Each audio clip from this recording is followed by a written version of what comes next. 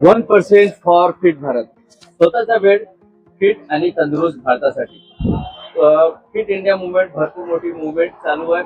भारताला फिट आणि तंदुरुस्त ठेवण्यासाठी दररोज काही ना काही वेळ आपल्या फिटनेस आणि याला दिलं ते त्याची झिरो आहे. तर आपण नागपूर पंढरपूर वारीमध्ये जाऊ आणि आपले स्वतः यवतमाळचे यंग डायनामिक स्ट्रॉंग रायडर आणि आपण त्यांचा परिचय घेऊया, त्यांचे अनुभव जाणून घेऊया या वारीमध्ये काय राहिले आणि या फिटनेस जर्नीबद्दल त्यांचं काय अनुभव. नमस्कार सर. यवतमाळला आधी हे नागपूर पंढरपूर सायकल वारी पहिलीच वारी आहे. आज नागपूर पंढरपूर सायकल वारी ही आजचा 5वा दिवस आणि आम्ही लातूर वरून आज तुळजापूरसाठी निघतो. सर, तुम्ही जे सायकल जर्नीमध्ये आता निघालेले आहात, ओके, हे सायकलिंग तुम्ही कधी बघितली? सायकलिंगचा मी फक्त 2 ते 3 महिने आधी प्रॅक्टिस चालू केली. याच्या आधी माझ्याकडे सायकल होती, एक वर्षापासून माझ्याकडे सायकल आहे. पण सायकल वारीचा जाण्याचा जो माझा अनुभव आहे हा कधीच नव्हता. एक जण मला भेटले मौद्यामध्ये, माझ्या गावामध्ये, त्यांनी सायकलची वारी केली मौद्यामध्ये.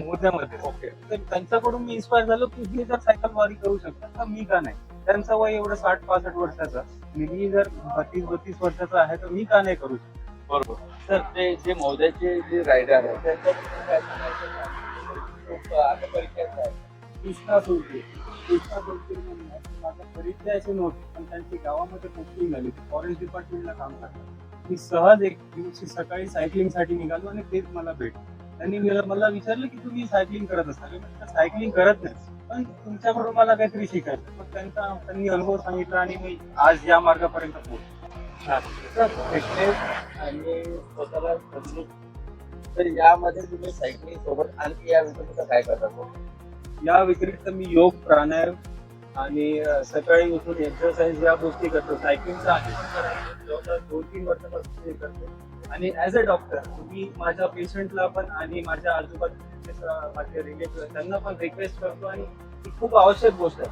कारण माणसाचा जो जीवनामध्ये शेवटपर्यंत जो पार्टनर आहे, लाईफ पार्टनर आहे, तो आपलं फक्त शरीर असतं. आपलं फक्त शरीर असतं. बाकी तुमची आई, वडील, माय, बाप, मुलगा, मुलगी हे सगळे एक दिवस सोडून जातात. ओके. शेवटपर्यंत जे साथ देणार ते फक्त आपल्या शरीर आहे. ओके. त्याच्यामुळे आपल्या शरीराला अर्धा तास तरी दिला पाहिजे आणि आपल्या शरीराला फिट ठेवलं खूप महत्त्वाचं. तर जसं सांगितलं तर तुम्ही 3 महिने झाले सायकलिंग मध्ये आला आणि तुम्ही योगा आणि प्राणायाम पण करता आणि तुम्ही डॉक्टर प्रॅक्टिस करा. तर योगा प्राणायाम हा विचार कुठून आला की त्यामागे काही स्टोरी आहे? नक्की स्टोरी आहे. माझ्या घरी सर माझे आई वडील हे योग टीचर आहेत. त्यांच्यापासून मी इन्स्पायर झालोय. माझे आजोबा वयाच्या 96व्या वर्षी बिना कोणत्या आजारांनी मरण पावले, फक्त वयोवृद्ध झाले म्हणून.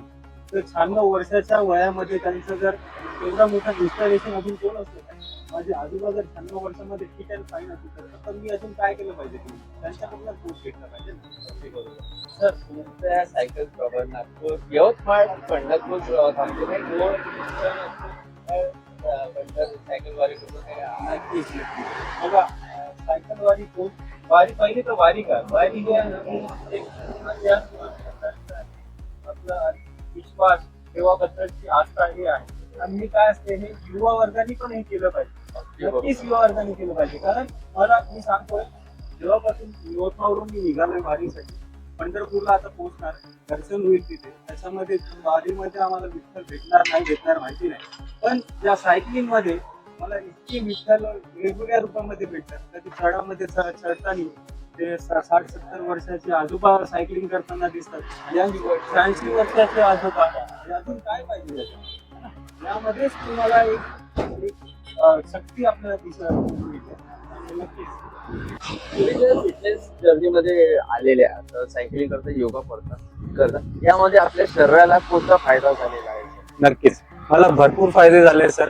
आणि मी तर म्हणतो या फिटनेस साठी या एक्सरसाइज मध्ये युवा वर्गाने जेवढं येता येईल ना तेवढं चांगलं आहे. कारण एकदा जर माणूस या मार्गाने गेला ना त्याला वाईट गोष्टीची सवय नाही लागत, व्यसनापासून दूर राहतो. या गोष्टी खूप महत्वाच्या आहेत.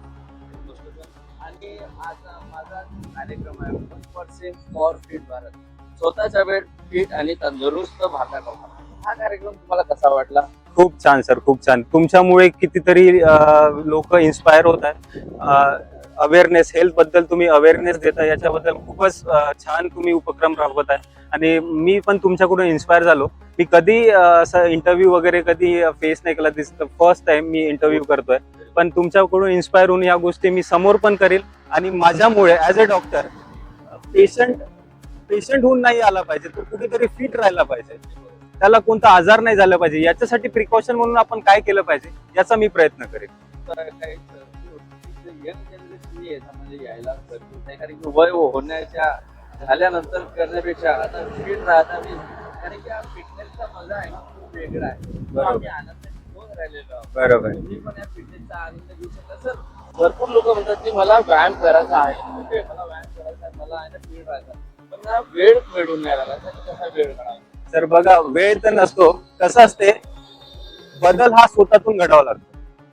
तू माझा मित्र करेल तेव्हा मी करतो, तसं नाही होत. बदल हा स्वतःतून जोपर्यंत घडत नाही ना आपण, तोपर्यंत हा कधीच बदल होणार नाही. आपल्याला वाटते पहिले जग बदललं पाहिजे मग मी बदलणार, पण तसं नाहीये. जोपर्यंत तुम्ही बदलणार नाही तोपर्यंत जग बदलणार नाही. म्हणून सुरुवात आपल्यापासून केली पाहिजे असं मला वाटतं. खूप मस्त. 1% फॉर फिट भारत, आपला वेळ फिट आणि तंदुरुस्त भारतासाठी. तर आपण अशाच लोकांशी भेटत राहू आणि त्यांचे फिटनेस एक्सपिरियन्स आपण करू. Health is wealth.